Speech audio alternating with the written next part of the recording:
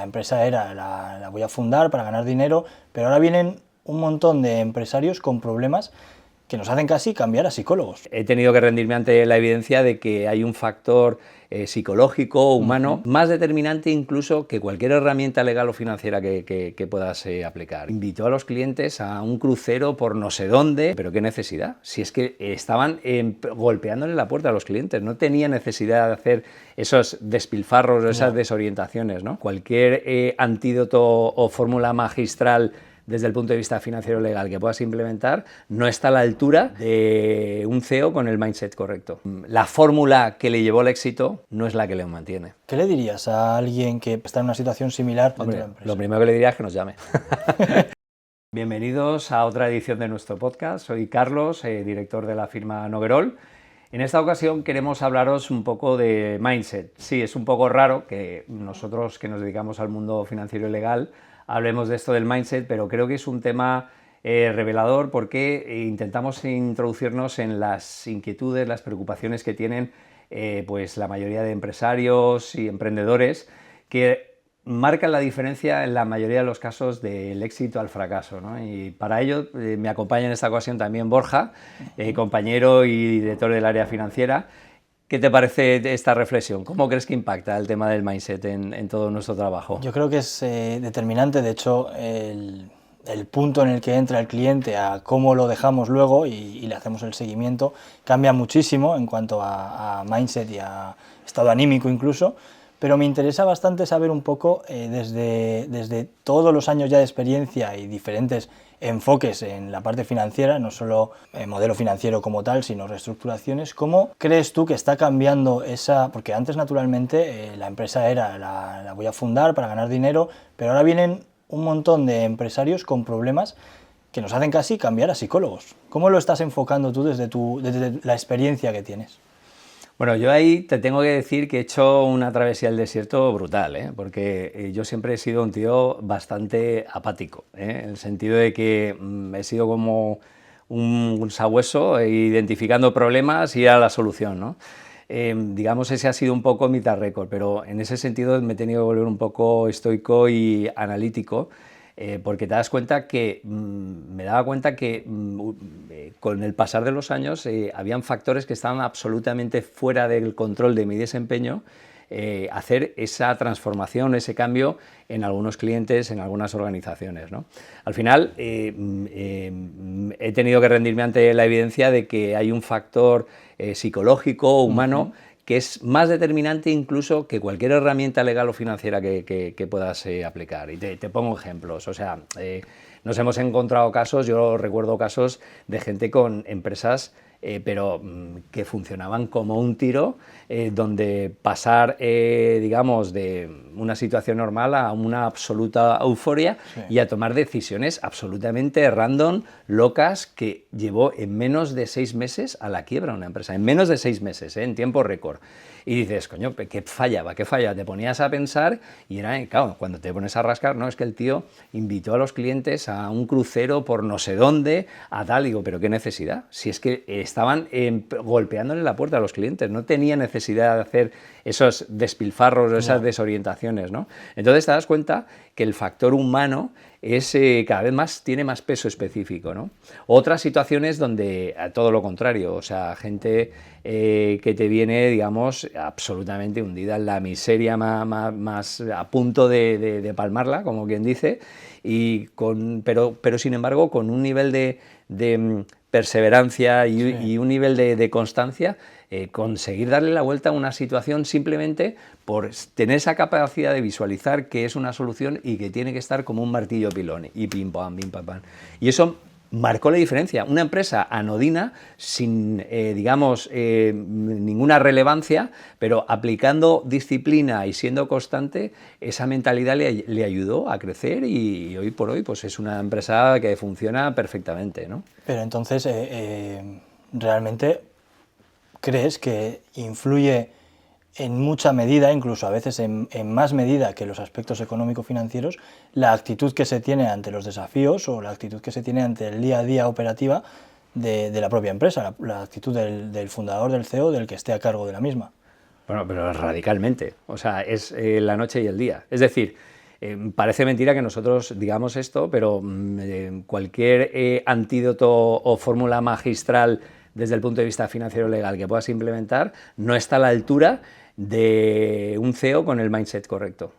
Es decir, puedes aplicar poner encima de la mesa tu mejor expertise para darle la vuelta a una compañía, que si el CEO, el último responsable de la compañía, no está alineado, no tiene la visión, va a ser imposible, pero imposible. ¿Cómo te aseguras, en base a esta experiencia que llevamos, que esté con la mentalidad correcta? ¿Qué me dirías? ¿Cuáles son los principales 4 o 5 razones para saber que te entra un cliente y aunque financieramente sea un poco caótico, tiene una mentalidad adecuada para sacar todo adelante? Pues a ver, yo te diría que, bueno, en primer lugar, tú sabes que con nuestro método le hemos dado muchas vueltas y al final, hasta una de las reuniones le hemos tenido que llamar la reunión de mindset, precisamente para trabajar este factor, ¿no? O sea, ahí lo que intentamos hacer es hacer una toma de conciencia, que él se dé cuenta de la relevancia de gestionar de otra manera la compañía, de cambiar de actitud, de cambiar de mentalidad. Sí que es cierto que te encuentras con algunas resistencias numantinas que es imposible darle la vuelta por mucho que quieras, ¿eh? Es decir, cuando hay un tufillo a vanidad, arrancas mal. Claro. Ya te digo que arrancas mal, ¿no? Esa gente que viene diciendo, no, bueno, tal, vengo a ti, pero realmente yo sé lo que me pasa, sí, o tal, es un problema ya de arranque, y bajar eso a tierra es un reto monumental, ya te digo. Pero por eso nosotros, la R1, nuestra primera reunión, es de mindset. O sea, ahí es donde diagnosticamos y le hacemos trascender al cliente. Si vemos que ahí le podemos dar la vuelta, que hay actitud y que pone los medios para que continúe el servicio, lógicamente ahí nosotros, digamos, cruzamos esa primera barrera y ya tenemos cierta garantía de que va a ser un caso de éxito o va a haber una verdadera transformación, ¿no?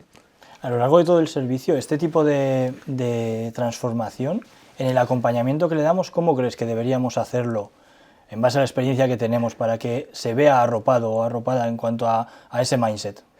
Hombre, yo creo que cada punto de contacto con el cliente tiene que ser un intercambio. Es decir, no vale que tú vayas a dar lecciones magistrales a un empresario que ha empezado de la nada y ha construido algo, ¿no? O sea, tú no puedes ir de soberbio y tienes que tener una escucha activa, tienes que escucharle, entender sus problemas, porque además eso te va a dar una guía de cómo, digamos, transformar y cambiar, digamos, determinadas patas del puzzle. No sé si me explico, ¿sabes? Sí, el problema que estoy viendo es que al que esta persona entienda, exprese sus dolores y tratemos de hacerle entender que los entendemos y que podemos ayudarle a cambiarlos, pero ¿qué pasa si está en un estado anímico tan negativo o poco receptivo que está tan cerrado que al final no logramos conectar? ¿Cómo lo reconducimos? Bueno, a ver, yo ya te digo que en algunas ocasiones nosotros, recientemente, por ejemplo, con un cliente hemos activado nuestra garantía. Le hemos dicho, mira, hasta que esto no esté en orden, digamos, no te vamos a cobrar. Evidentemente esto es una garantía comercial, ¿de acuerdo? Digamos, es garantía de nada, pero lo que sí que conseguimos es que el cliente diga, coño, este tío me está escuchando, está entendiendo mi problema y quiere reconducir esta situación, ¿no? Entonces hacemos activar determinadas zonas del cerebro que en ese momento era encefalograma plano, ¿no? Y se muestra mucho más receptivo a todo aquello que le queramos presentar, ¿no? Claro, es un poco entender su situación, ponernos en su lugar y que vea que vamos a ir de la mano, que no le vamos a dejar, que no vamos a dejar acompañar, no le vamos a dejar de acompañar ni que recorra el camino solo. Sí, bueno, efectivamente. A ver, esto tiene mucho que ver con lo que decía antes, ¿no? Cada punto de contacto es una nueva experiencia, ¿no? Tiene que haber un nuevo aprendizaje en cada reunión, no solo para él, sino también para nosotros, ¿no? Esa transferencia de información es bidireccional. O sea, nosotros recogemos, digamos, cómo va evolucionando su estado anímico y cómo va elevando su nivel digamos, de desarrollo en la línea de esa transformación, ¿no? Entonces, esa lectura es crítica, ¿no? Y luego, además, por otro lado, nosotros generamos ese sentimiento de estar con un Trusted Advisory, ¿no? Que somos su persona de confianza en la que puede, digamos, confesarse que todas las inseguridades, los problemas que ve, los retos futuros, ¿no? Sí. Y entonces tendemos unos puentes más allá de los estrictamente profesionales para que él de alguna manera sienta ese confort, ¿no? De que no está solo, que la mayoría de las ocasiones... Sí. Ese sentimiento de soledad ante la toma de decisiones es lo que les pone en una situación de bloqueo. ¿Y cómo llegan ahí? Es decir, sabemos que muchos vienen a nosotros con ese sentimiento de soledad, lo que arrastra a una empresa algo más frágil o en un momento delicado, pero ¿cómo se va gestando eso?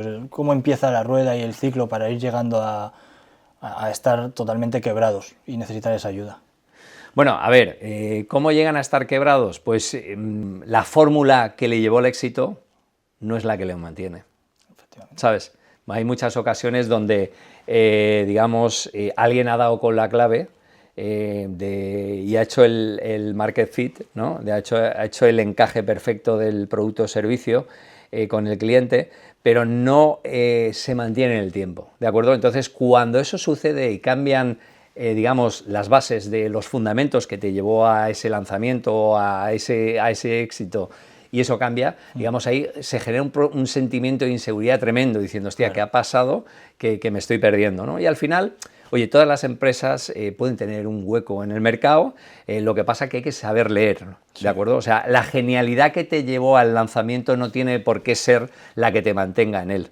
¿De acuerdo? Entonces, ese es uno de los grandes aprendizajes que les hacemos, digamos, interiorizar. Es decir, oye, mira, al final hay una parte intuitiva, pero aquí hay mucha ciencia, macho. Esto, el benchmark, ¿qué es? Pues mira lo que hace tu competencia y copia lo bueno. Si es que, sí, ¿sabes? No, está todo inventado. Tú puedes mejorarlo, puedes ser magistral, y cuando realmente se producen esos momentos de genialidad es cuando eres capaz de, digamos, importar a tu sector las best practices, las mejores prácticas de otro sector que no las están aplicando, ¿no? Y ese debe ser la dinámica, ¿no? Entender que es un juego y que te van a ir cambiando las reglas cada cierto tiempo. Entonces, lo que tratamos es de transmitirle que tienen que desarrollar cierto grado de resiliencia y que esto es una lucha constante y hay que ser, pues como decía al principio del podcast, hay que ser un poco estoico, ¿no? Hay que tener resiliencia y adaptación al cambio. ¿Qué le dirías a alguien que puede que esté pasando o está planteándose que está en una situación similar y no sabe si buscar este tipo de servicio o ayuda dentro de la empresa? Lo primero que le diría es que nos llame.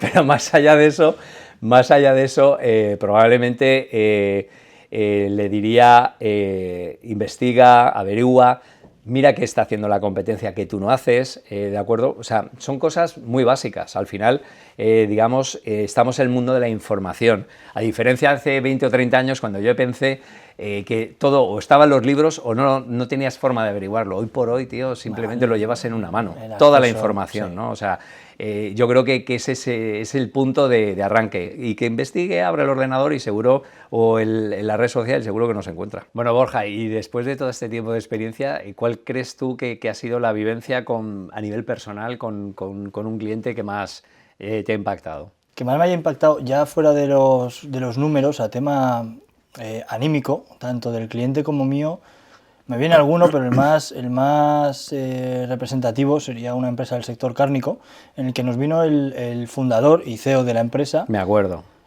¿Sabes a quién me refiero? En un punto anímico suyo en el que estaba totalmente perdido, es decir, no tenía ni control, pero tampoco quería cogerlo, tenía la mente en otro lado. Y vamos, siendo honestos, él lo que quería era aperturar una nueva línea de negocio sin poner orden previamente en lo que ahora mismo le estaba destruyendo anímicamente, en lo que estaba haciendo que cada día fuera literalmente una pesadilla. Sí, bueno, yo creo que lo que pasaba ese hombre es que estaba tan metido en las operaciones de su empresa que no tenía tiempo ni de visibilizar, ni de poner orden, ni nada por el estilo. Al final buscó una escapatoria, es decir, se puso una ilusión que era aperturar una nueva línea, pero claro, tratando de escapar del problema que tenía cada día, que era salir de la operativa, que no se logró.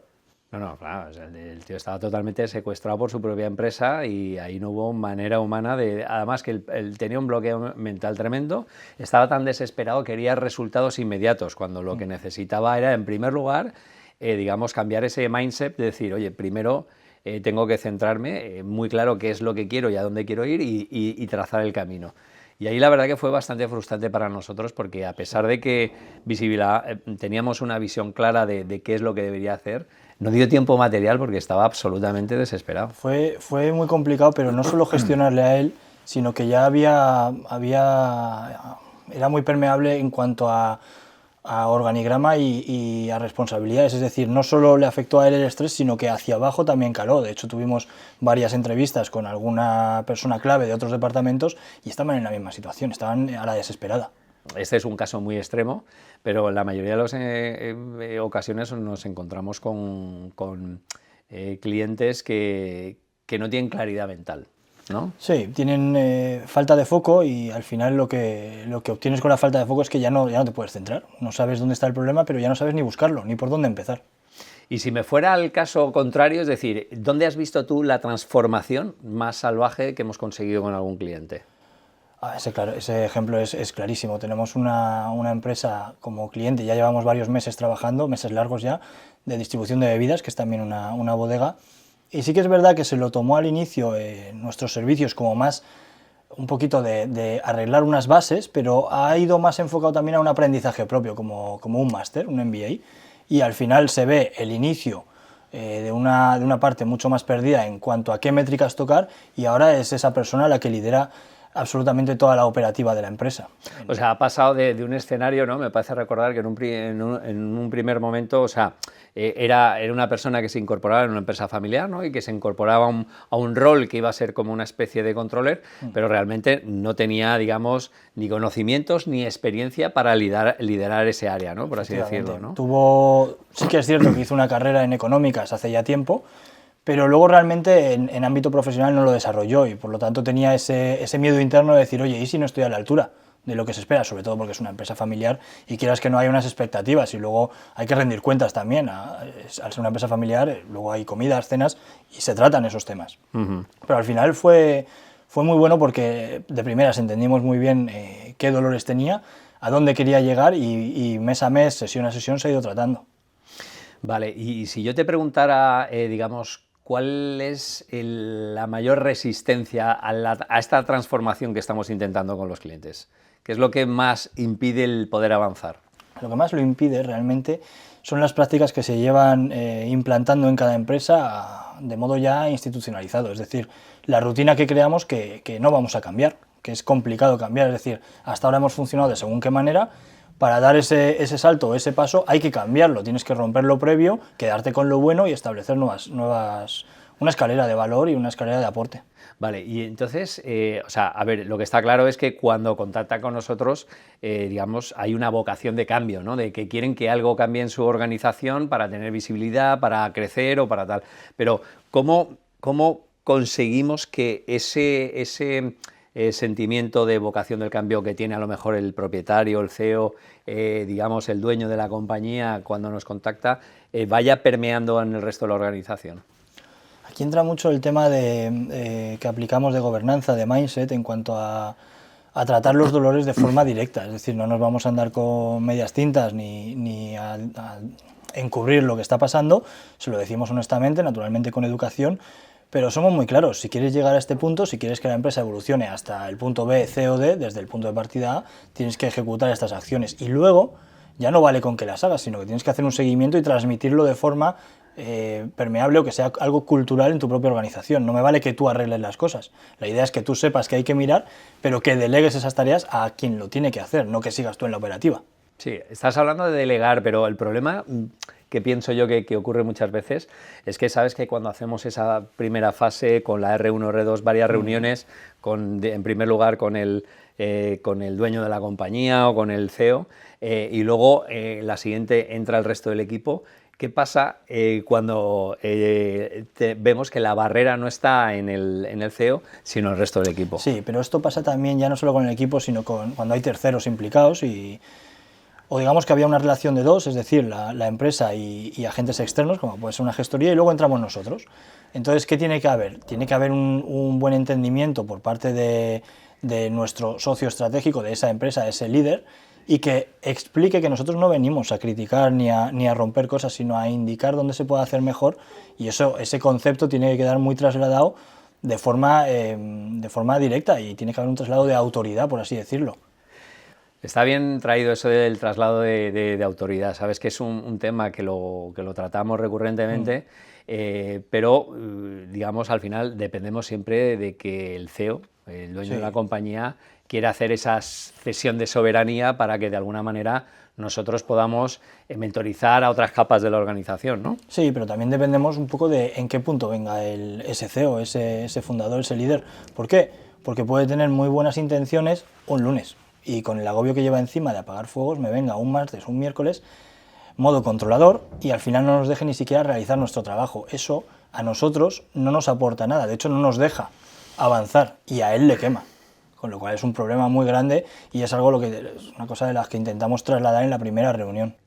Hombre, a ver, en esas primeras reuniones, precisamente una de las patas clave del diagnóstico es identificar, digamos, si hay una estructura de delegación clara, un organigrama, hay una accountability del equipo, de que están distribuidas las responsabilidades para que de alguna manera, digamos, toda esa transformación o todo lo que queremos hacer se implante, ¿no? Sí, lo ideal es que eso, a medida que se desarrolla el servicio, lo vayan poniendo en práctica y aprendiendo, de forma que vayan delegando y saliendo de la operativa, y que vayan confiando en que los problemas, le vamos a decir cómo resolverlos, pero van a aprender que los tienen que resolver también otros. Te puedo dar las directrices, es igual que yo al cliente, yo le digo cómo lo quiero y le voy a ayudar y lo voy a revisar, pero confío en que su parte, que es aplicarlo dentro de la propia empresa, lo vaya haciendo poco a poco, y al final, ¿qué obtenemos?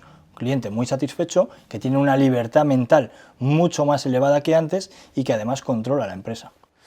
Claro, fíjate, eso digamos es el escenario ideal, ¿no? En el que de alguna manera alguien confía en nosotros, nos empodera para que hagamos ese proceso de transformación interno en la gestión de la información y el control de la información de su empresa, de su compañía, ¿no? Pero volviendo al ejemplo que empezamos en la conversación, muchas veces tienen la vocación, pero no tienen el hábito. Es decir, tienen esa vocación de decir, quiero mejorar, quiero, digamos, que mi empresa crezca de una manera ordenada, con control, pero vienen de unos hábitos, malas costumbres y vicios adquiridos que permeabiliza toda la organización. Entonces, la resistencia todavía es mayor, ¿de acuerdo? Porque, claro, tenemos no solo que, digamos, dar ese servicio, sino convencerlo en muchas ocasiones, ¿no? Y no solo a él, sino a la gente que trabaja de la mano con esta persona. Es decir, en este caso concreto, además, la parte administrativa no se tomó bien el cambio que se quería realizar, a unas sabiendas por parte del fundador de la empresa, que era bueno y necesario, pero se lo tomó más como un ataque. Es decir, en vez de como digamos, una crítica constructiva, un consejo constructivo a mejora, se lo tomó como una crítica a su trabajo, sabiendo que había cosas que mejorar, y eso al final nos dificultó muchísimo el continuar la colaboración con este cliente en concreto. Y con ese aprendizaje y esas experiencias, digamos, ¿cómo hemos migrado el método para que no entremos como elefante en cacharrería? Es decir, ¿sabes a lo que me refiero, no? Sí. Que digamos, oye, joder, llegan estos tipos, quieren cambiarlo todo, yo llevo haciendo esto bien, fenomenal, toda mi vida, y ahora vienen estos que no sé dónde vienen y me dicen que esto hay que hacerlo de otra manera. ¿Cómo gestionamos esos egos, esas creencias limitantes? Es que eso es complicado, porque ya no es un punto de expertise numérico, sino que es un punto de empatía humana al final, lo cual somos buenos porque hemos visto cientos de empresas y hemos ayudado a mejorarlas, pero hay que hacer muy bien los onboarding y las primeras reuniones, ya no solo al explicar nuestro proceso, el método, si encaja o no el servicio, sino cómo les va a afectar y a dónde les va a llevar, y que vean muy claro el destino. Es decir, no es una liberación en cuanto a contabilidad y una adecuación contable, no, es una liberación en cuanto a tiempo tuyo de salir de la operativa, que entiendas que también el resto de empleados clave o la cúpula de la empresa tiene que salir de esa operativa para que juntos vayáis creando y se llegue al destino que queréis. Es un poco empatizar y asegurarle al final que vas a estar apoyando y validando las decisiones, y si se está torciendo el rumbo, le vas a enderezar o la vas a enderezar. Lo que pasa es que en muchas ocasiones nos encontramos escenarios donde vemos que el CEO está cargado de buenas voluntades, vemos que es una persona que tiene ciertos méritos porque ha llevado la compañía hasta un punto, ¿de acuerdo? El siguiente nivel es donde está buscando nuestro apoyo para que la compañía evolucione. Pero lo que nos encontramos es que, digamos, el equipo que tiene no llega o no puede acompañarle en ese viaje. Exacto. Entonces, ¿ahí qué hacemos? Pero ahí hay que ser honesto. Yo no le quito mérito de haber llegado hasta donde ha llegado, y de hecho en las reuniones lo digo, hasta aquí, que hayas llegado con esta autonomía y esta velocidad, tiene mucho mérito y ha demostrado mucho valor, pero ahora mismo, operativamente y en cuanto a productividad, no te acompaña el equipo y tenemos que plantear un cambio o una inclusión de nuevo equipo, un departamento nuevo, por ejemplo, que hace poco lo implantamos en un cliente, y eso, oye, es un análisis de costes, de implicación, de rentabilidad a futuro, que se va haciendo, pero a la par lo que hay que hacer es acompañarle en el proceso mental del cambio, que entienda que lo necesita y que esté de acuerdo cada día en que vamos hacia ello, no que un día me cambie del sí al no. Hombre, eso, la verdad que es, navegar esas aguas turbulentas del cambio siempre es muy complicado, porque sí, el no tener, digamos, un horizonte temporal determinado para lograr ese cambio o esa transformación, a veces es desesperante, ¿no? Es complicado y tampoco tienes que tomarte las cosas a pecho, porque en muchas reuniones al final, por momentos tensos, sí que es verdad que a muchos clientes se les puede ir de madre un poco el carácter a lo mejor, o les puede la situación, pero realmente no es complicado enfocarlo en si conoces hacia dónde quieren llegar, porque al final es el objetivo común que tenemos de la mano con ellos. Es tenderles la mano y que entiendan que si la cogen y les acompañas en el camino van a llegar antes.